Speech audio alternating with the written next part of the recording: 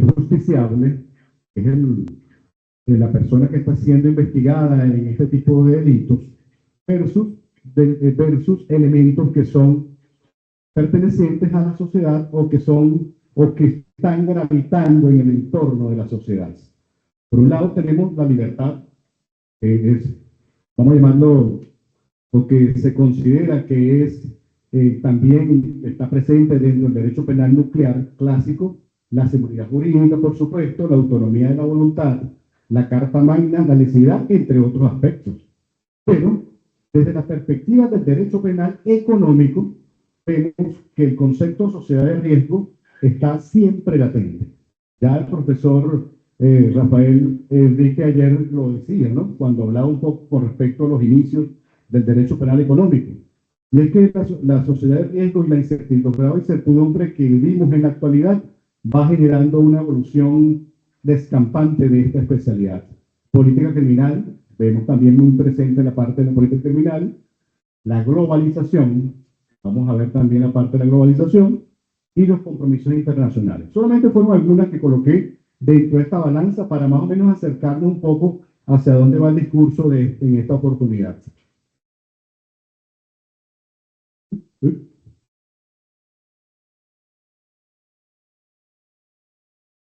Se me está fallando. ¿Sí? Fíjense, vamos a ver un poquito sobre el principio de mínimo de intervención penal. Ya todos ustedes lo conocen porque seguro que lo estudiaron cuando vieron derecho penal. Y fíjate que el derecho penal, el principio, solo debe intervenir cuando todos los otros medios de control social y jurídico no cumplen con su cometido de proteger bienes jurídicos. Esto es, vamos a llamarlo el axioma general de este principio. ¿Sí? Cuando el derecho administrativo, inclusive cuando la ética, se habla que cuando la ética o la integridad en la sociedad falla, debería o se justifica la participación o la existencia o aplicación del derecho penal. Y pero también se considera que el derecho penal económico, o mejor dicho, que el derecho penal debería de ser el último camino a seguir, el último camino a recorrer. Y esto lo dicen hasta la sociedad, hasta la saciedad. Cuando yo tomé este tema, porque había muchísimos temas para hablar sobre el derecho económico, o sea, es increíble la diversidad de temas que existen en la actualidad. Muchos de ellos inexplorados por nosotros mismos acá en Venezuela. Pero, vista el nombre de la temática tomada, que era la tipología emergente, yo sabía o me imaginaba que algunos profesores de derecho penal clásico iban a decir, bueno, pero Samuel está upando a la creación de nuevos tipos penales, o sea, eso atenta en contra de qué principio, de la mínima intervención penal. Entonces digo, bueno, vamos a hablar sobre eso. Vamos a ver si efectivamente en el derecho penal económico este principio se aplica de una forma tajante, concreta, o si es un concepto abstracto que va dirigido al legislador.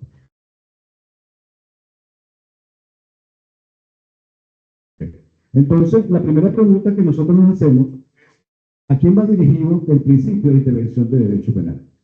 ¿Sí? Esta es la primera pregunta que me vino a la mente cuando comencé a investigar con respecto a este punto. Ya dejé adelantado, hay dos posiciones.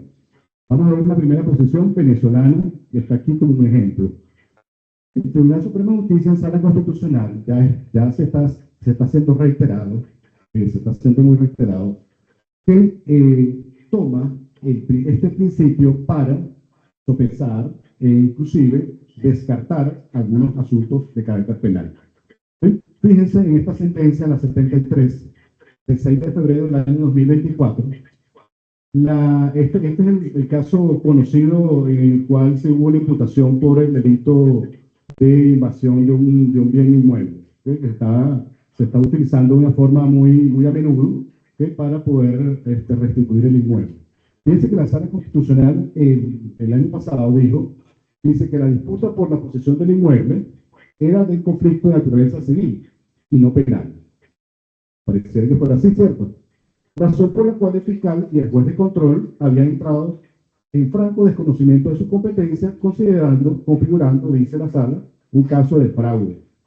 Y va mucho más allá, o de posible terrorismo judicial. Es una palabra que está bastante de moda en los últimos tiempos, que, bueno, que no vamos a hablar en este momento, porque se escapa de los elementos de la jornada, pero que también está ahí latente de una forma muy constante. Y dice, con base a este principio, la sala procedió a declarar la nulidad de imputación y de la medida cautelar de restitución del inmueble y decretó el sobreseimiento de la causa. Perfecto. Una decisión justa, pareciera, ¿no? ¿Okay? Si efectivamente ese es el supuesto de hecho a debatir. Lo que nosotros pudiésemos contrariar aquí es los fundamentos de esa decisión. O sea, lo voy a descartar no por un proceso de atipicidad. ¿Okay? Atipicidad. Es decir, no se puede subsumir el hecho punible, el hecho o el objeto del proceso y dentro del tipo penal establecido en 471 del Código Penal. Efectivamente, es lo lógico, lo plausible y lo ajustado a derecho. Pero la sala dijo, no, actuaron fuera de su competencia, violaron el principio de mínima intervención penal. Fíjense de qué forma expresamente la sala lo ha dicho. Ahora, ustedes dicen, ¿será una sentencia que ha sido dictada de una forma aleatoria, individual? No, fíjense. Para el año 2023, en la sentencia 1255, nuevamente la sala, o anteriormente la sala, dice que refuerza la acción impropia del fiscal y juez al acordar medidas de restitución en un caso civil. Nuevamente el punto de la aplicación del derecho penal en casos civiles. Pero fundamento mi declaración en el principio de mínima intervención penal. Igual, sentencia 761, parece que ya, parece no, ya es una doctrina de la Sala Constitucional. Y fíjense, en el año 2021 también la Sala afirma que en razón del principio de intervención mínima es posible anular actuaciones judiciales. Entonces, está la Sala utilizando un principio del derecho penal de una forma tajante, reiterada, constante para decir, excluye en este caso de esta vía, utiliza otro medio, ¿okay? Porque el derecho penal es solamente para los casos que sean definitivamente graves y que atenten en contra de los bienes jurídicos más importantes para la sociedad. Pero tiene este punto suspensivo que significa que hay muchas otras sentencias en las cuales se habla sobre el principio de mínima intervención. Yo les traigo aquí también el criterio del Tribunal Supremo Español. ¿Okay? Vamos a ver qué ha dicho el Tribunal Supremo Español y con respecto a este punto. Fíjense, en el año 2017, en una sentencia, la sala segunda, que es la sala segunda que tiene que ver con el penal, el Tribunal Supremo dijo expresamente, voy a tomar el abuso nuevamente de leer, dice, el derecho penal debe utilizarse en los supuestos de ataques importantes. Hasta aquí estamos muy bien, ¿cierto? A bienes jurídicos de singular entidad e importancia y solo cuando no haya más remedio por haber fracasado ya otros mecanismos de protección que resulten menos gravosos con los derechos subjetivos de las personas. Hasta aquí vamos muy bien. Pero fíjense que este Tribunal Supremo dijo que este principio de última ratio va dirigido al legislador y no al aplicador de la norma. Qué interesante lo que plantea el Tribunal Supremo Español, quien solo dice, cuando los términos del legislador no fueron claros, es decir, hay una especie de laguna en cuanto a la aplicación, asume el principio como criterio de evaluación interpretativa. Es decir, es un principio que debería ser aplicado de una forma subsidiaria. Ya cuando existe una laguna, existe una falla en cuanto a la adecuación típica por parte del legislador, primigeniamente, y definitivamente ingresa a analizar y a evaluar si el legislador debió haberlo aplicado o no. ¿Sí? Sabiendo igual que la opción normativa del legislador pudo de ser la de menor expansividad de la norma penal. Entonces vemos que hay un contraste entre estos dos tribunales. No quiero decir con esto, y tampoco estoy llamando a un punto de decir que la sala está equivocada en cuanto a la aplicación. Lo que quiero que veamos es que son dos posiciones con respecto al análisis de este principio que se aplican de una forma, vamos a llamarlo distinta, pero que nos llevan a una misma solución. ¿Sí? El Tribunal Supremo también, ya en el año 2006, este mismo criterio dice que es un postulado razonable de política criminal que debe ser tenido en cuenta primordialmente por el legislador. ¿Cuál es el punto aquí? ¿Por qué yo traigo esto? Primero, porque obviamente son interesantes y es el día a día de nosotros la sentencia. Pero va más allá porque definitivamente nosotros estamos hablando sobre tipologías. ¿Y quién realiza la parte, quién crea las leyes? Es el legislador. Entonces, el legislador es el que debería de tomar en cuenta este principio en el momento que vaya a crear, a modificar, a actualizar tipos penales. ¿Sí? Ya para concluir este punto, vemos que el principio de intervención mínima no se trataría de un derecho fundamental del imputado, sino un postulado de política criminal y dogmática penal. No confiere, por tanto, un derecho a la absolución en función de la gravedad de la conducta, sino que se define como límite para la creación y aplicación de tipos penales. Entonces, hasta aquí vamos adentrándonos hacia el punto que queremos llevar esta exposición. Expansión. Ya sabemos que el principio va hacia la creación. Traigo este libro acá porque para nosotros los que trabajamos, los que estamos en Derecho Penal Económico, prácticamente es un libro que debe estar de cabecera. ¿Okay? Si no lo hemos leído, tenemos que leerlo necesariamente. El libro del profesor Jesús María Silva Sánchez, imagínense, del 99, que se denomina, que lo llamó la expansión del derecho penal. ¿Okay? Y vamos a ver que el profesor Silva Sánchez, en este libro, habla o nos indica varios supuestos de los postulados, los motivos por los cuales se justificaría la creación de nuevos tipos penales.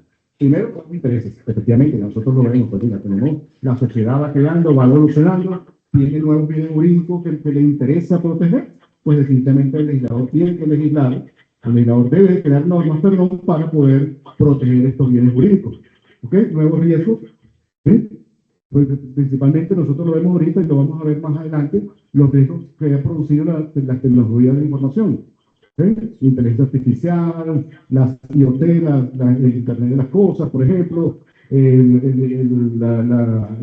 Internet como tal también es un riesgo, y así sucesivamente muchos otros aspectos tecnológicos que van creando unos nuevos riesgos que deben ser también tomados en consideración por parte del legislador.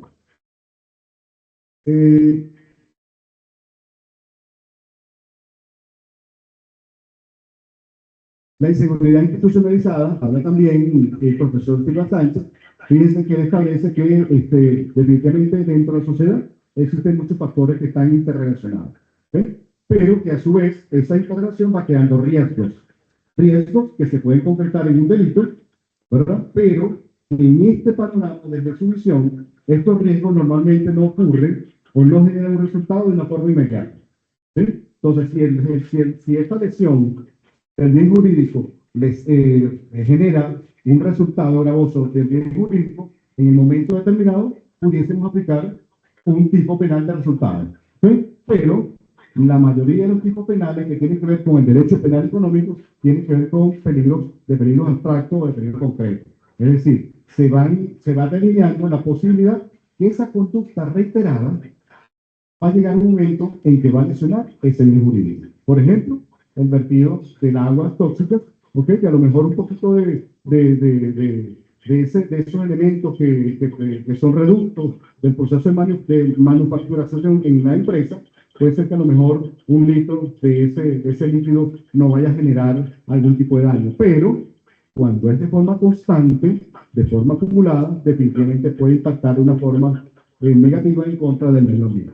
La inseguridad vital generalizada, habla el profesor, y aquí tenemos que ver el punto de las redes sociales. ¿Okay? Nos van creando un proceso de zozobra, ¿okay? De inseguridad, ¿okay? De miedo, que genera que a su vez la colectividad insista o persista en la necesidad de crear nuevos tipos penales. ¿Okay? Entonces, bueno, sí, definitivamente puede haber una manipulación, ya sea de grupos sociales, de las redes sociales, inclusive de los medios de comunicación, para crear ese punto, a lo mejor de un elemento o de dos elementos que se hayan en un momento determinado debatido, puede irlo creando para generar una burbuja de zozobra que a su vez impacte de una forma negativa en la creación de nuevos tipos penales.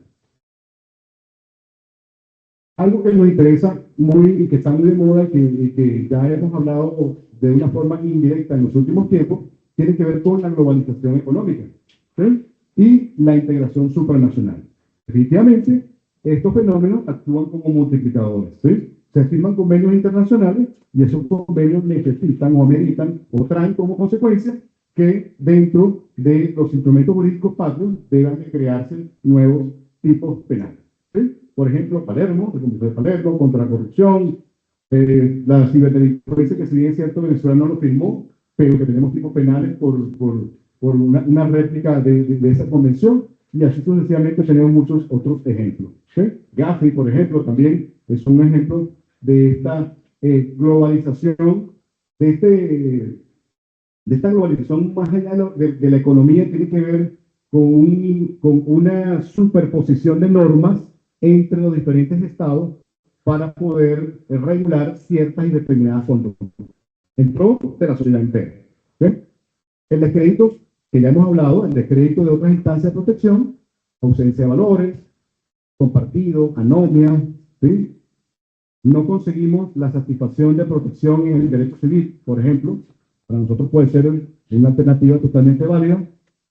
El derecho administrativo sancionatorio no cumple o no lleva tampoco ese fin de protección de los bienes jurídicos, pues entonces tenemos que irnos a la parte de la creación de nuevos tipos penales. ¿Sí? Entonces, fíjense que el profesor Silva Sánchez, ya en el año 1999, nos hablaba de estos elementos. La mayoría de ellos todavía persisten en la sociedad y eso trae o genera la importancia del trabajo que el profesor Silva Sánchez en su oportunidad realizó. Pero el profesor Silva Sánchez no se quedó con esto, sino que este año sacó un pequeño artículo de 5 folios, más creo 5 o 6 folios, en el Internet, que es una revista también digital, que se llamó Expansión 2.0, que lo invito a leer, y él dice, mira, hace 24 o 25 años hice el libro, ¿sí? Pero resulta de que definitivamente hay nuevos riesgos de lo que en esa oportunidad había advertido y también otros riesgos que ya había advertido se han intensificado. ¿Sí? ¿Qué ha hecho esto? Obviamente la creación de nuevos tipos penales por parte del legislador. En este punto, el profesor Silva Sánchez indica que se han intensificado las medidas de prevención de lavado de activos y de financiamiento al terrorismo. Fíjense que es interesante. Como le dije hace rato, tenemos dos ponencias que tienen que ver con el tema. ¿Sí? Es el tema más ampliado a nivel mundial, que es la prevención del lavado de activos, el financiamiento del terrorismo.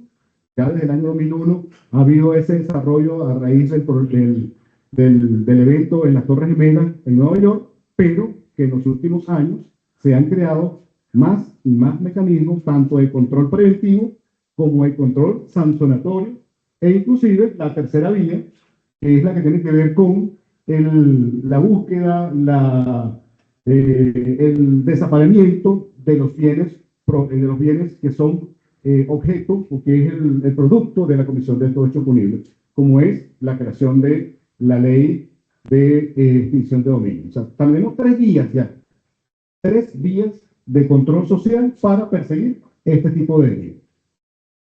El otro punto es la aplicación de un derecho mixto. Esto también a mí me resultó interesante. El profesor Silva Sánchez no amplía mucho el tema, pero dice que él observa que se están aplicando, fíjense, ciertos elementos del derecho de los conflictos armados. ¿Sí? Y otros propios del derecho de paz. ¿Para qué? Para atacar esta criminalidad organizada, transnacional, etcétera, etcétera, el terrorismo, ¿no? Entonces, ¿cuáles serán, dirán ustedes, bueno, pero cuál será eso un elemento del derecho a los conflictos? Por ejemplo, puede ser la no posibilidad de designar un defensor privado. ¿Sí? Puede ser, o la posibilidad de que, por ejemplo, en España, y esto no es nada nuevo, el lapso de intervención, es decir, el lapso en que tú no puedas tener comunicación con terceras personas, puede ser hasta de 2 o 3 meses, en comunicación. ¿Pero por qué se justifica? Por esta lucha contra el terrorismo, contra la delincuencia organizada. Entonces, el profesor Silva no lo dice expresamente, pero nosotros tenemos que hacer un análisis para bajar a tierra lo que definitivamente pudo haber querido decir en este punto. Entonces, tenemos por un lado un derecho penal garantista, que todos conocemos, pero también tenemos por otro lado un derecho penal de guerra, ¿ok? Donde se limitan totalmente las garantías constitucionales y en la cual se hace una desaplicación de algunos principios constitucionales y legales para poder analizar e interpretar las leyes penales. Entonces, ya el profesor Silva Sánchez en este artículo tan interesante nos está diciendo que él está observando, ¿verdad? Ojo, no se está refiriendo a ningún país en específico, lo está diciendo a nivel general, ¿sí? Principalmente en España, porque él vive pues, en España.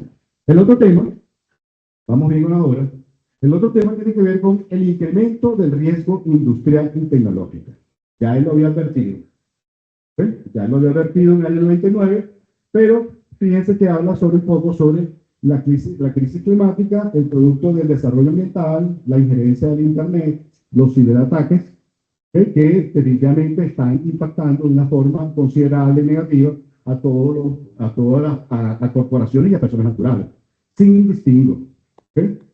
Y sin distingo puede ser cualquier tipo de persona puede ser objeto de un ataque por parte de la ciberdelincuencia. Y sobre este punto, nuestro amigo Lisandro nos va a hablar un poco con respecto a ese tema en una ponencia que va a hacer o que nos va a dar el día de hoy.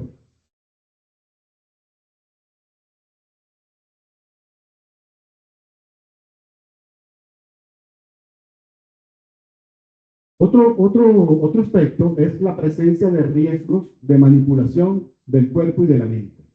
Intervenciones biotecnológicas. ¿Okay? Tanto lo que tiene que ver con el medio ambiente como lo que tiene que ver con el ser humano. Ya esto es algo que definitivamente debe ser y está siendo objeto de análisis inclusive por las Naciones Unidas para poder adelantarnos, regular, ¿ok? Inclusive para gestionar los riesgos los riesgos que pueda generar este tipo de actuaciones por parte de la ciencia. No es que esté mal, es que debemos de adelantarnos y regularlas para que no puedan en un momento determinado afectar antes que ayudar a la colectividad. Desarrollo del recurso acelerado y masivo de la inteligencia artificial, fíjense, otro aspecto. Y el profesor Silva Sánchez también habla, porque claro, está en Europa, el problema de la inmigración, ¿eh? Que también está generando un problema en los países europeos por el alto índice de inmigración de los países, de personas de los países árabes, africanos, etcétera, etcétera. ¿Eh? Entonces, fíjense que ya en la actualidad se van actualizando esos elementos objetivos que debe tener el legislador para poder implementar, crear nuevos tipos penales. Esto es creado por la inteligencia artificial, ¿okay? Y se los traigo porque quisiera, por lo menos, escuchar de ustedes, ya aterrizando tanto el principio de creación como el desarrollo de los riesgos, qué tipo penal o qué elemento nosotros deberíamos, el legislador debería, de considerar para tipificar que no esté tipificado en nuestro ordenamiento jurídico.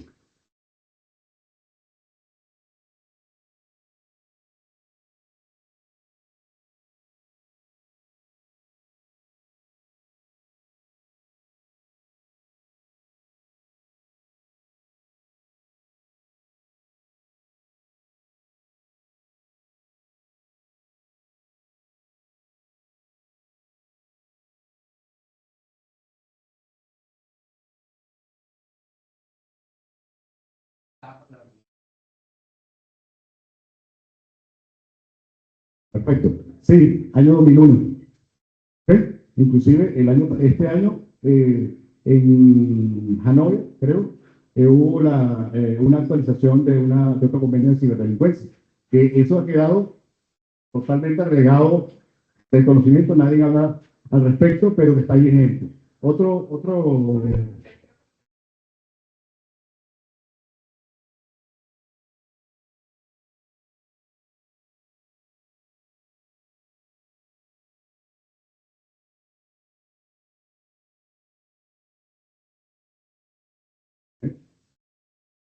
otra persona, otra idea, hay bastantes, muchísimos. ¿Okay? Tema de los objetivos, claro que sí, claro que sí. Así es, así es, así es. Doctor, otra idea con respecto ¿Qué bien jurídico consideran ustedes que pudiese ser objeto de tutela por parte del derecho penal? Si está relacionado con el derecho económico, mejor, porque es nuestra área. Pero definitivamente hay aspectos que hay que considerar y que hay que evolucionar. Fíjense, ya aquí, en este estado del discurso, el discurso que yo les traía el día de hoy, lo que quiero evidenciar es que definitivamente hay justificación suficiente, hay argumentos suficientes para poder desarrollar nuevos tipos penales, para poder acometer la instrumentalización de nuevos cuerpos normativos. ¿Sí? Es decir, el hecho de la mínima intervención no es un argumento suficiente, ni necesario, ni justificado para decir que no podemos. ¿Sí? Porque yo entiendo que definitivamente cuando salen los proyectos de ley, salen siempre las banderas de las personas que dicen, ¿para qué crear más leyes? ¿Para qué crear más nuevas obligaciones? ¿Para qué crear nuevos requerimientos si ya tenemos bastante? Eso se escucha de una forma constante. Tenemos un apoyo doctrinal fundamental que nos está diciendo definitivamente hay o es necesario legislar. ¿Okay? Y tenemos una necesidad real, latente, dentro de nuestro ecosistema, dentro de nuestro entorno, dentro de nuestra sociedad, que debemos de implementar o comenzar o iniciar procesos de actualización legislativa en el área del derecho penal.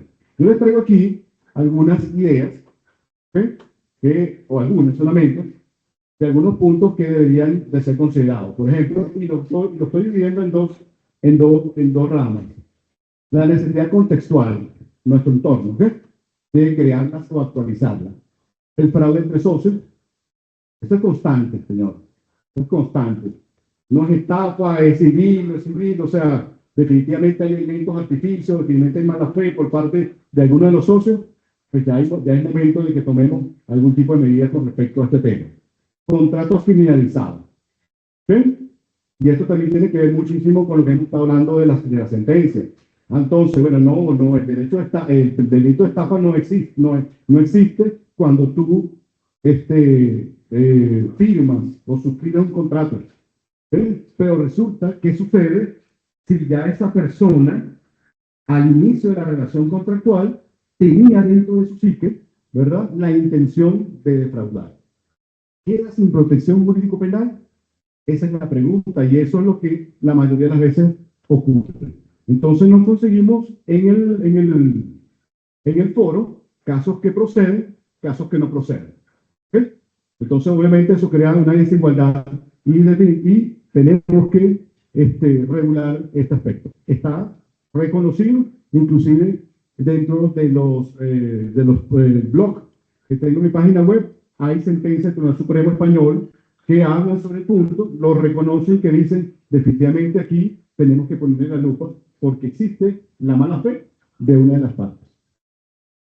Desviación de combustible, ¿eh? Un punto interesante porque resulta de que nosotros vemos, por ejemplo, en la desviación de combustible, daño a la infraestructura del servicio público, la aplicación de tipos penales que, como decimos uno, a veces son jalados por los cabellos. Efectivamente, hay una lesión bien jurídico, ¿verdad? Social, superindividual, ¿verdad? Porque no es del Estado, es de todos nosotros. ¿Okay? Entonces, generan rupturas de las tuberías, generan daños a la infraestructura y tienen que acudir a tipos penales, como yo digo, residuales. ¿Okay?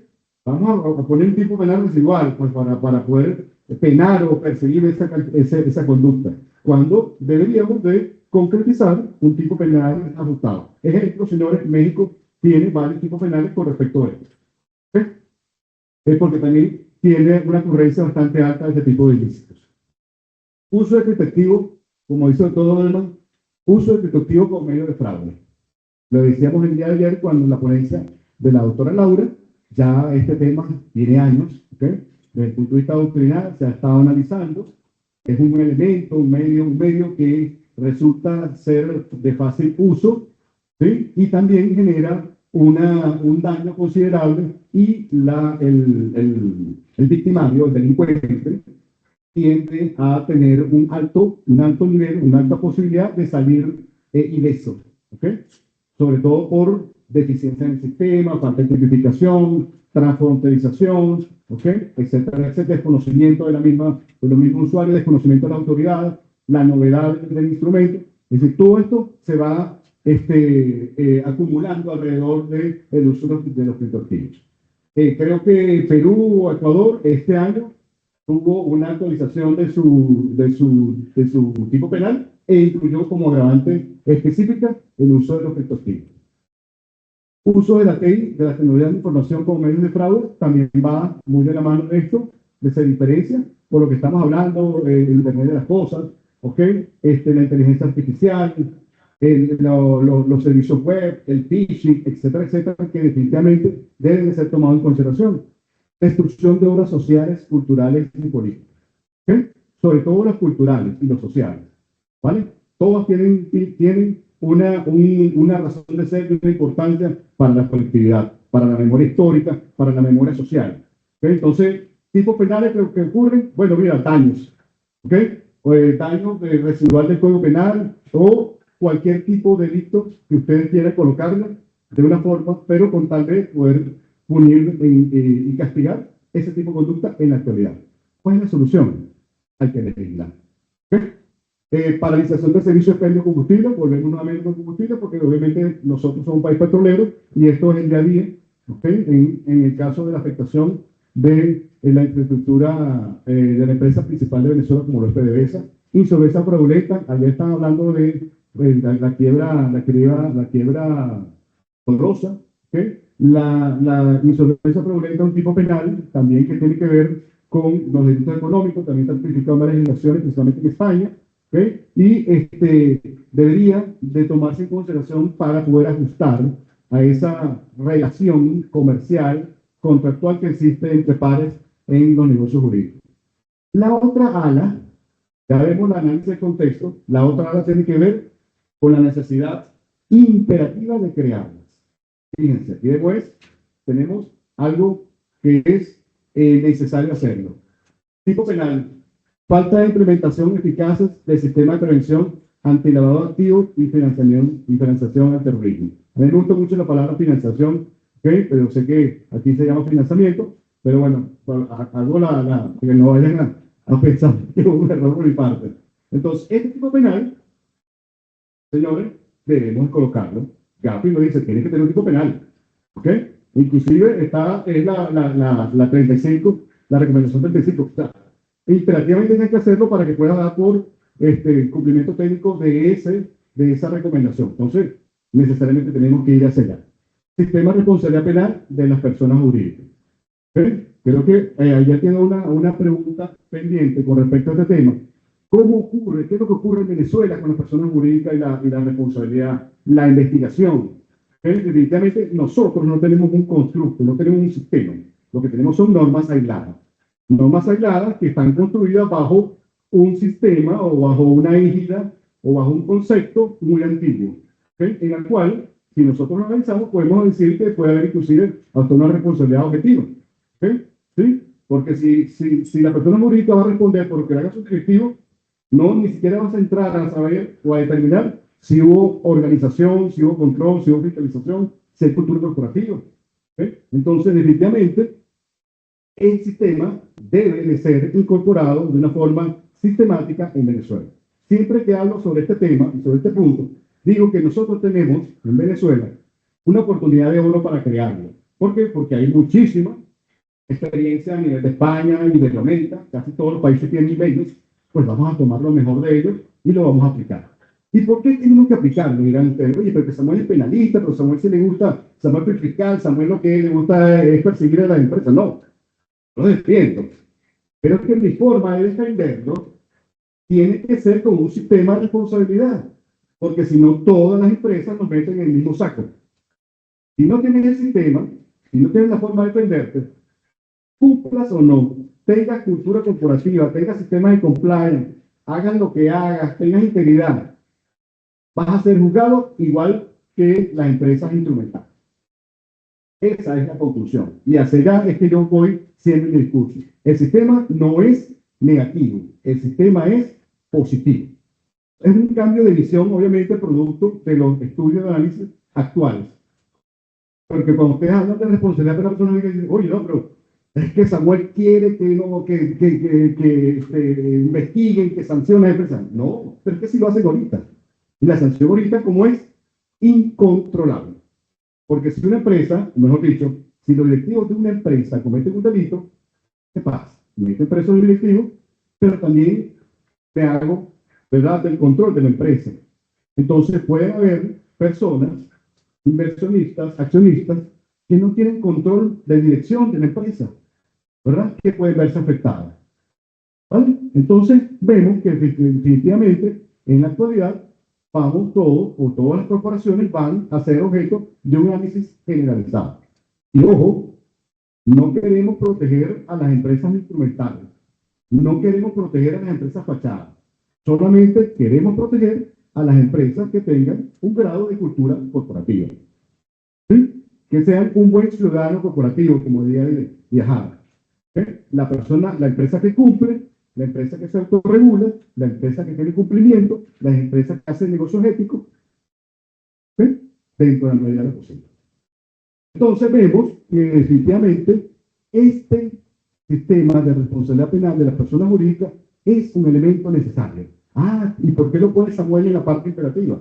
Sí, definitivamente, porque es que Gafi, porque es que la Convención contra la Corrupción, porque es que la Convención de Palermo, todas nos está hablando de la necesidad de tener un sistema de responsabilidad de la persona jurídica. Ojo, no dice civil, administrativo o penal, ¿sí? Pero la tendencia actual es que todo lo llevemos a la parte del sistema de la responsabilidad penal de las personas jurídicas y apliquemos el derecho penal económico en este sentido.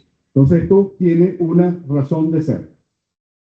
Publicidad de tráfico de órganos, me lo conseguí por ahí investigando, interesante también, ¿ok? Tenemos unos convenios y las Naciones Unidas está instando a esto, principalmente para que no se ramifiquen o no se le dé salida o difusión a este tipo de delitos.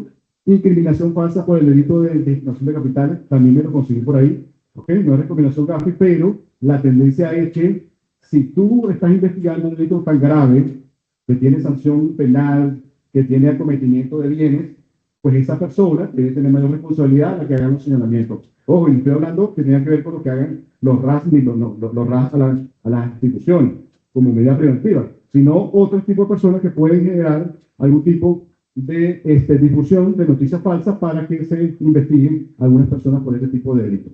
Delito contra el medio ambiente, incendios intencionales forestales y vegetales. Bueno, hay que hacer una actualización.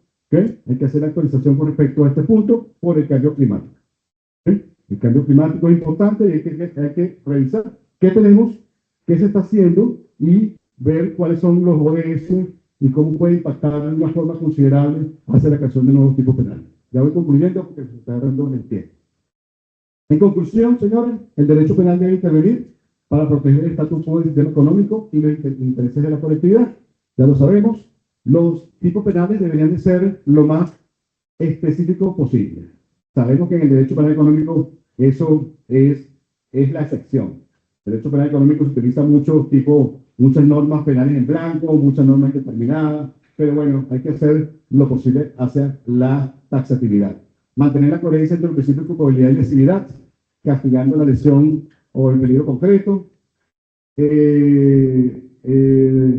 El principio de mínima intervención sobre el legislador, en principio, y se puede aplicar también por parte del juez, y se requiere incorporar nuevos tipos penales y actualizar algunos para garantizar la protección de bienes jurídicos y cumplir con compromisos internacionales.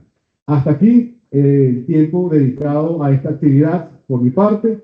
Espero que les haya sido de provecho. Si tienen algún tipo de duda o pregunta, bienvenidos. Las personas que están conectadas